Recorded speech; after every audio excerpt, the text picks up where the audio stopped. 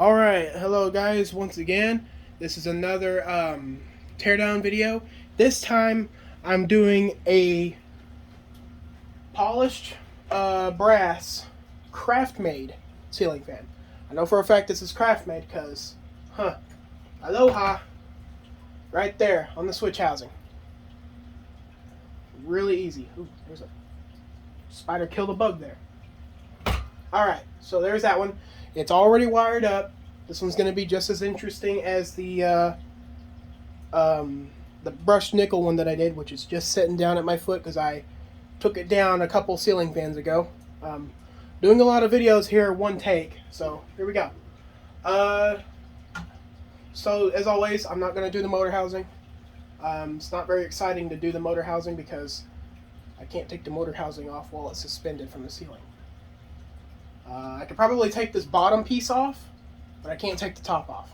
But I ain't going to do the bottom piece. Because one, it would just look weird, and two, it's just not fun to do. So yeah.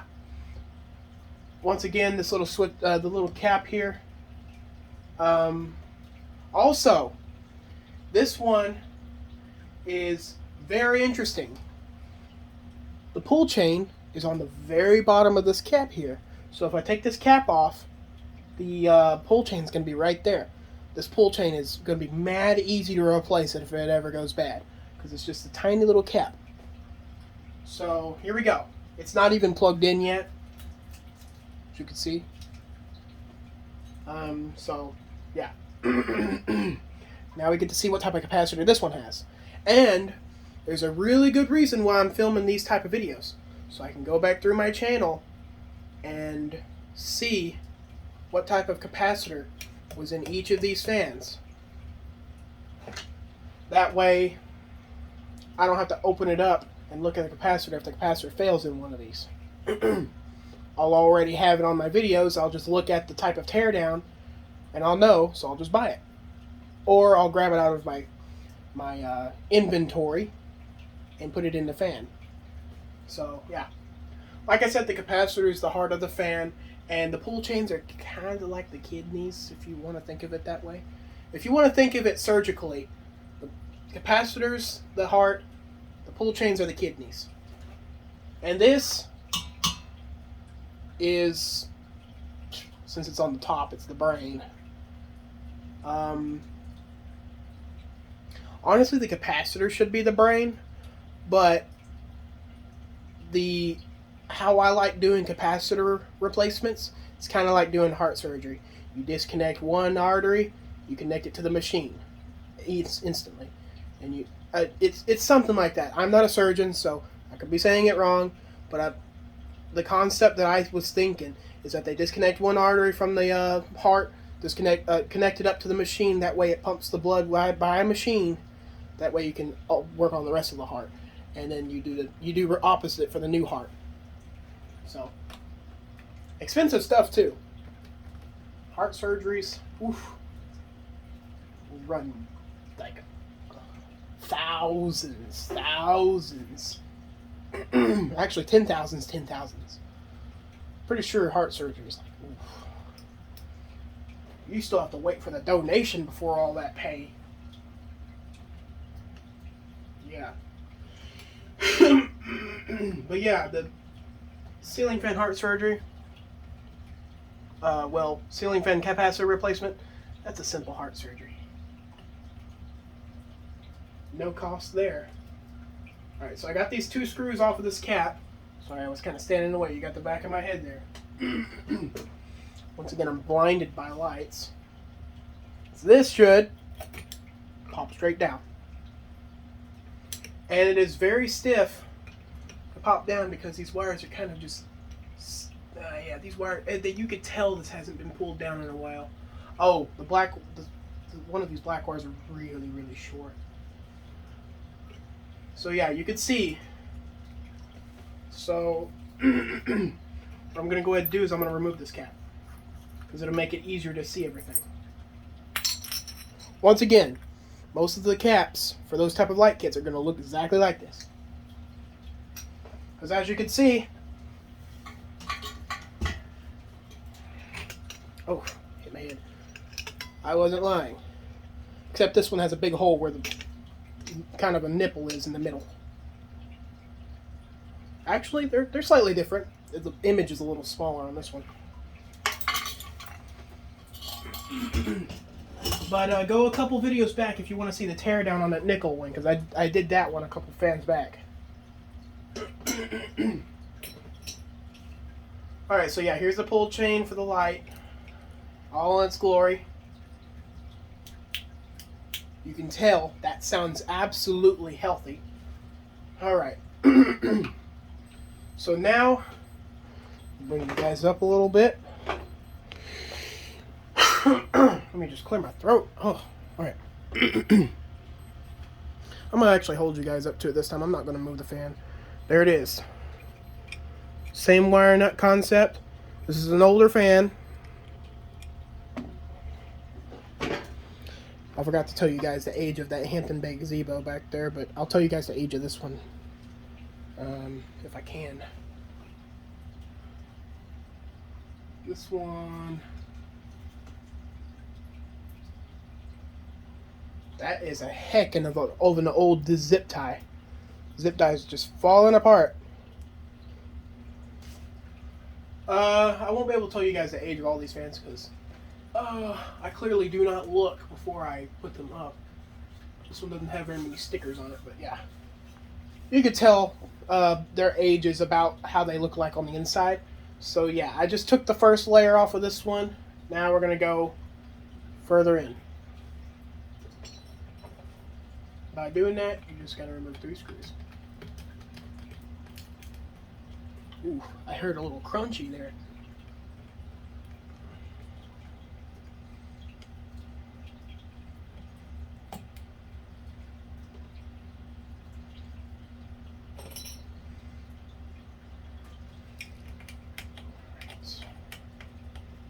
So we'll just remove these 3 screws.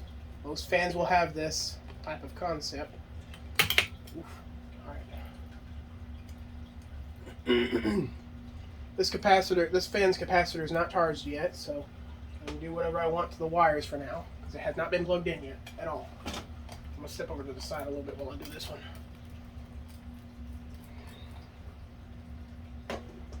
Oh yeah, there's a bit of stuff in the threads of these screws. Oh, there's a tiny little washer. And once again, look at that. You can tell the age just by seeing that. They use 2 different wire nuts too. They use this classical smaller one, and then they use the one that you get in ceiling fan boxes nowadays. This is the spare wire nuts they give you in ceiling fan boxes. Yeah, there we go. And I can show you this a little better now. It's not different at all. And this little bolt right here is loose. So yeah, I'm going to go ahead and take off the light kit as always. Twist the wire nuts counterclockwise, and it should eventually break loose. Most people are used to twisting clockwise, so that's that.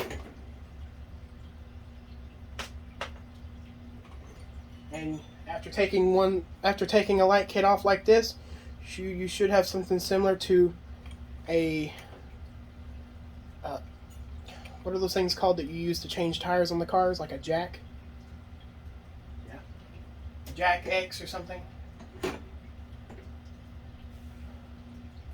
But yeah, now we got this far. This one's full of wires, I will tell you. Even though this one's got a decently big switch housing. Oh nope, this one's actually got a small switch housing. No wonder it's so packed. Could be packed because of a big capacitor. Nope, it's not even a big capacitor. It's just like the last one. This one's capacitor is gonna be. This one's capacitor is gonna fight me to get it out. Oh no! All right, there it is. Broke the adhesive loose. I just got. Oh my gosh! This thing is crazy stuck. There we go. That one. Oh, that's a small capacitor. All right. It is actually a capacitor just like the one in the gazebo. 4.5 microfarad. I don't particularly know what the microfarad scale means, but I hope I'm even saying that right, because capacitor language is microfarads, right? So it's got an F at the end. So yeah, oh, that's not it. It's got 4.5 microfarad, and it's got something like, it's got a canister capacitor too. Wow. And this one is a 3-wire 4 microfarad.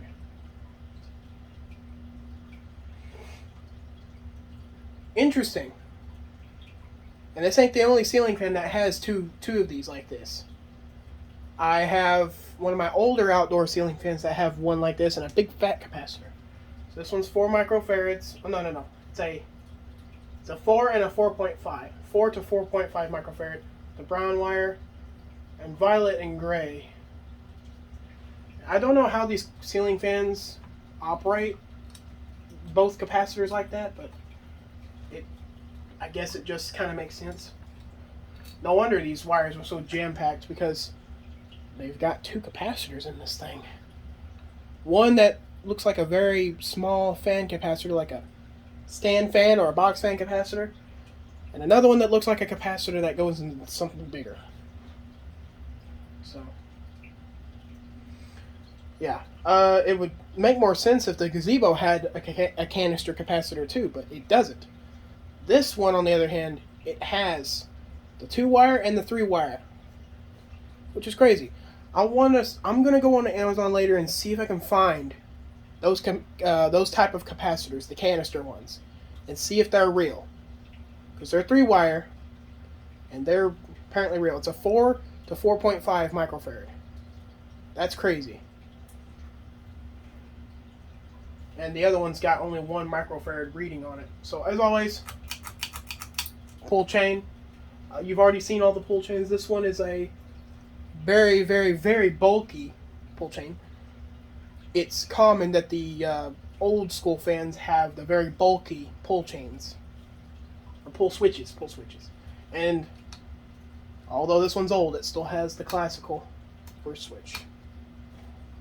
All right, let's go ahead and put this bad boy back together.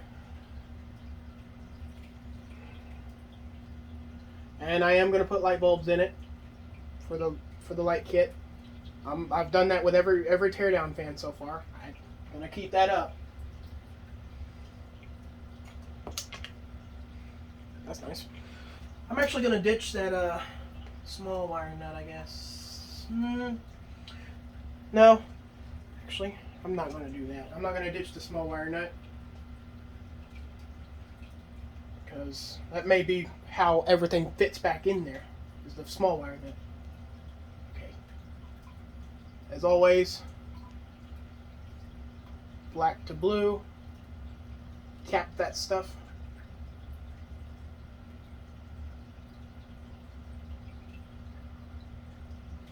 Twist it until you can't twist it no more, but don't go too far or else it will break inside of the wire nut.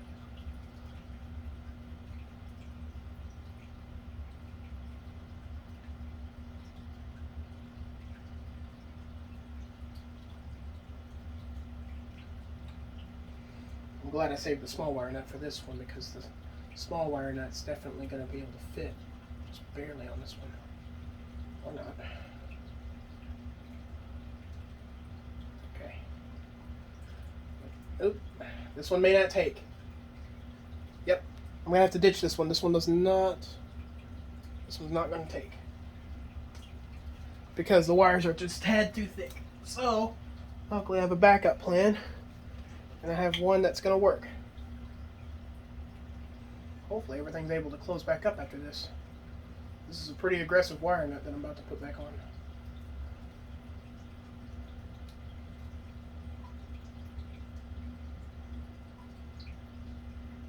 Alright. So now, here comes the fun part. Gotta put everything back together. Or put everything back in. And, Well, looky there. Everything puts back together nicely. This is the one fan that I did not plug in throughout, having it taken apart like this. But I will plug it back in to show you guys the motor and everything, how it runs. I haven't ran this motor that much at all lately. I don't think I've ever tested this one's motor. This one may have an issue. Who knows? I may log an issue on this fan in front of you guys live, or kind of live. Like, you're gonna see my live reaction. Because I do not think I have ever plugged this fan up. Actually, you know what? I think this one does work. That's because this one used to be on my display, and I do remember it working. But it may have like an issue with the motor or something, or like a capacitor. I don't know. It may have an issue. All right. Ooh. Almost looks like someone tried to paint over the brass on this one. It is slightly rusted too, so I will have to do a coat.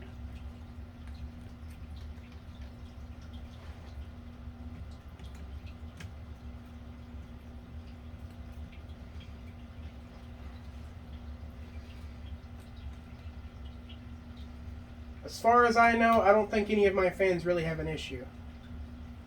Like, in terms of capacitor and pull switch. So, yeah. But there is one fan that I do have that has both a broken speed switch and a broken light switch on it. But it's not worth fixing right now because it doesn't even have a good set of blades for it right now. This current set of blades for it is so saggy and warped that it's definitely not worth fixing right now. So we're going to wait on that. It's a flush mount fan too, so I clearly can't put it up here. That's unfortunate. But I have a table down here, so I probably will be able to do a test on it on my table. Right now my table is set up to be a part selection table. I have all the baggies, the Ziploc baggies of all my ceiling fan parts and everything on this table. And I got my light bulb drawer selection stuff. So I am packed for ceiling fan doomsday. Or light bulb doomsday. There's 2 doomsdays here now. Line that one up. And this one actually has an issue with one of the light sockets. The light socket works, but the ceramic is busted on it. I just remembered this one. Okay, so I will show you guys that in a second. This one doesn't have a full set of blades yet. I do need to buy blades for this one too, so the fans that I don't have blades for will be the last thing on my bucket list to get 100% repaired.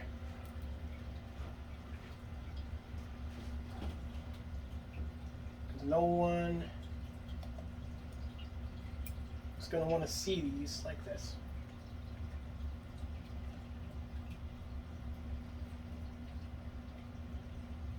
And I'm still debating on whether or not I want to start selling fans again. And if I do start selling fans again, definitely not all of them are going to be for sale. Possibly this one will be for sale. But as goes for these 3 on the display, those aren't for sale. Those are my light display fans. And they've got a lot of history behind them. Like, not bad history. They just really, really old, and they were installed in a house that I just cherish. So, alright, so here we go. Let's turn this one on. Very crunchy bearings, but it works. And this one is actually not balanced. This motor is actually not balanced because there's no screws in that flywheel. So the motor itself is not balanced. There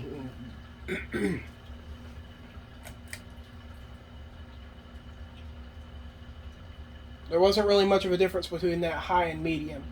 So that's probably something with those two capacitors.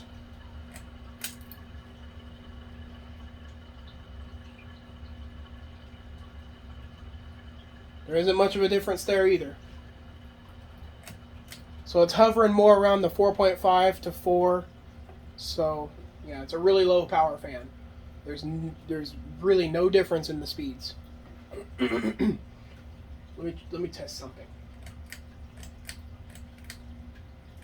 Okay, so I just tested the torque.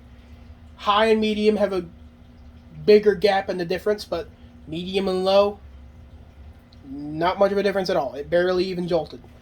So yeah, these speeds are different. And then let me make it go the other way. And it's quieter the other way.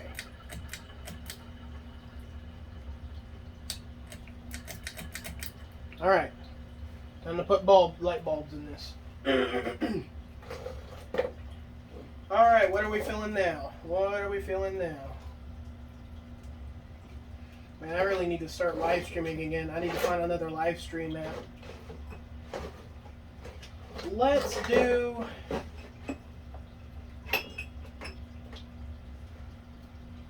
do halogen this time.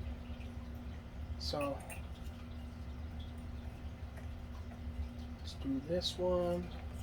This is a pretty new halogen bulb here. Not going to use the broken one back there. Okay.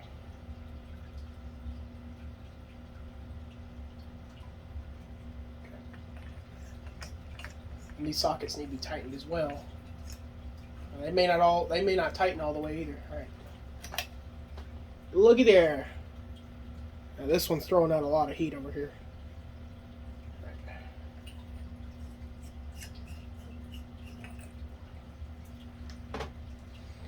And these bulbs are actually used.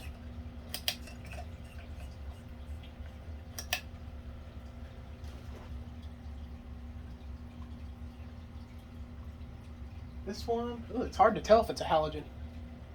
It's heating up though. Big time.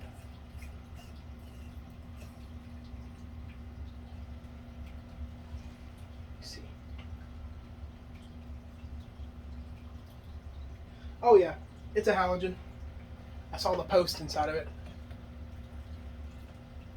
The halogen bulbs typically stay cooler than the bulbs with the actual filament exposed inside.